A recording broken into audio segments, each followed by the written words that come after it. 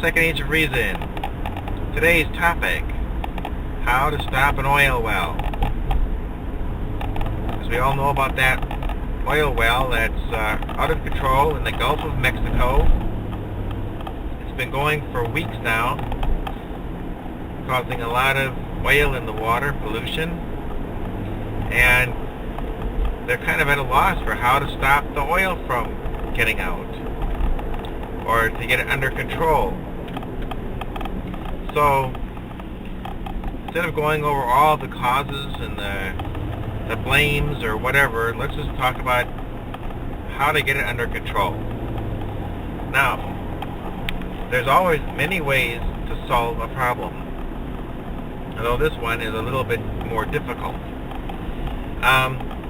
So one of my suggestions is we should ask some totally unqualified people, because the people who are looking at it have certain presuppositions, certain ideas that limit their thinking. So I'd say ask children.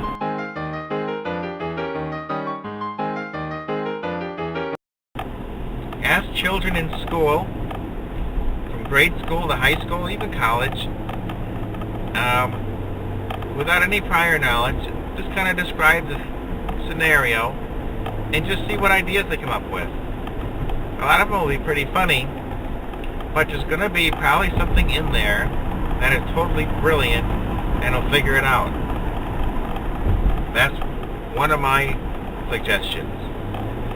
Now, I've given the idea some thought, and I have a couple of different approaches myself. And let's try them out. Suggestion number one. Well, okay, first, presuppositions.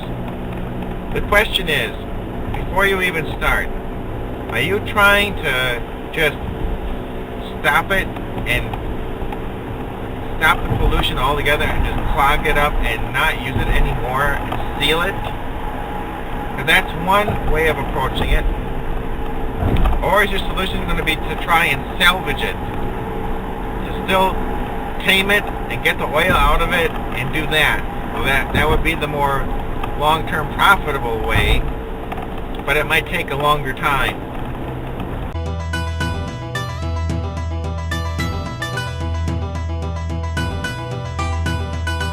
So you have to look at it, based on what your goal is. Is it to seal it or to salvage it? Now, the idea that I have for sealing it is a 2 or 3 stage process. People have been trying to stop the flow through various means. I mean, they had the 100-ton thing they dropped down there, and it didn't seem to work, and they said it was because it got clogged with ice or something. The other thing is buoyancy. If that 100-ton thing is made out of cement or concrete, it's probably only an 80-ton thing underwater, so it's not as heavy. That's an issue.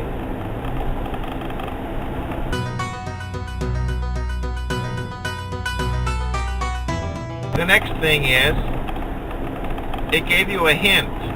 It got clogged up with ice, because it's kind of cold down there. Well, one solution that I offer is you get something that's big enough to cap it and seal it shut, strong enough. But first you got to stop that flow of liquid for a while to get you in there, get some access so you can apply whatever it is, whether it's a heavy thing or a tight thing or whatever it is. Stop the flow, and even for a little while. And the best way I can think of, I call it cryo. Liquid nitrogen, liquid helium. Take about 50 tons of it underwater there. Now, it'll be in an insulated container, of course. And then you run a liter, a thin pipe, into the well, and it's going to be having the huge flow coming up past it. But you get it down deep enough, and this pipe will be the channel through which you'll inject the liquid helium or liquid nitrogen into the well. That's 300 below zero or 400 below zero, and it's going to essentially freeze the fluid coming up through there. It's going to freeze it quick and clog it. And the more you inject down there, the harder it'll freeze. But it's not permanent because the temperature is kind of, maybe it's 40 degrees or 30 degrees underwater. So it's not going to last permanently. It's just going to buy you some time. So then, when the flow is slowed down quite a bit, you can cap it or put whatever you need to on the top of the well. That's my cryo approach.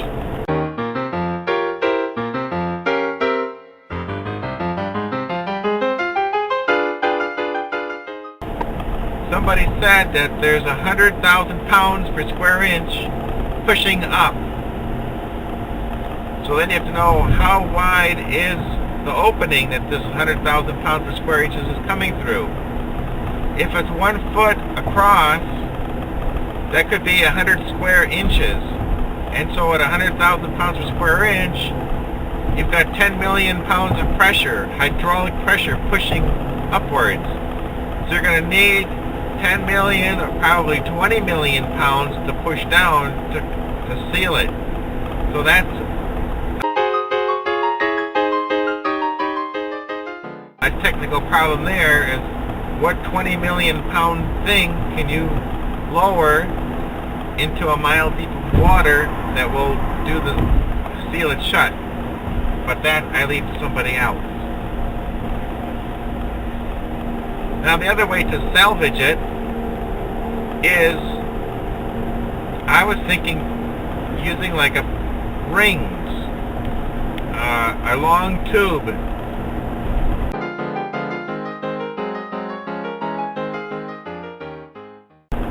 with flotation a little bit to make them like neutral buoyancy almost. And you put this tube, assemble it piece by piece for the 1 mile leading to the surface.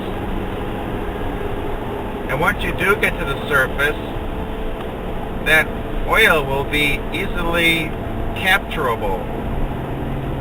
You would have it come out of the pipe at the top and down into some kind of a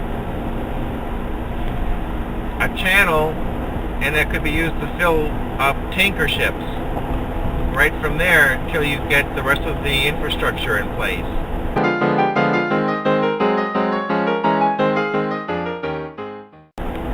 I mean, that way you could at least, get some of it under control until you figure out what else you're going to build around there to capture that. The next thing you need is cleanup.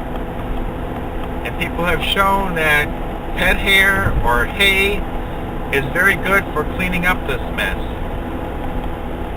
You have to apply it out in the water, and then when it washes up on shore, seaweed cleaning equipment can remove it. So I think somebody has to go about and expedite getting the cleanup materials into the water.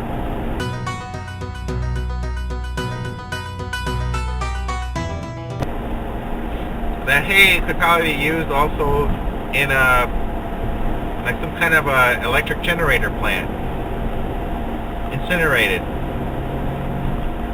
Alternatively, if somebody has some kind of centrifuge technology that they could put the water oil mixture together and then spin them apart through a centrifuge of some sort, that would be one way of extracting the oil and separating it from the water.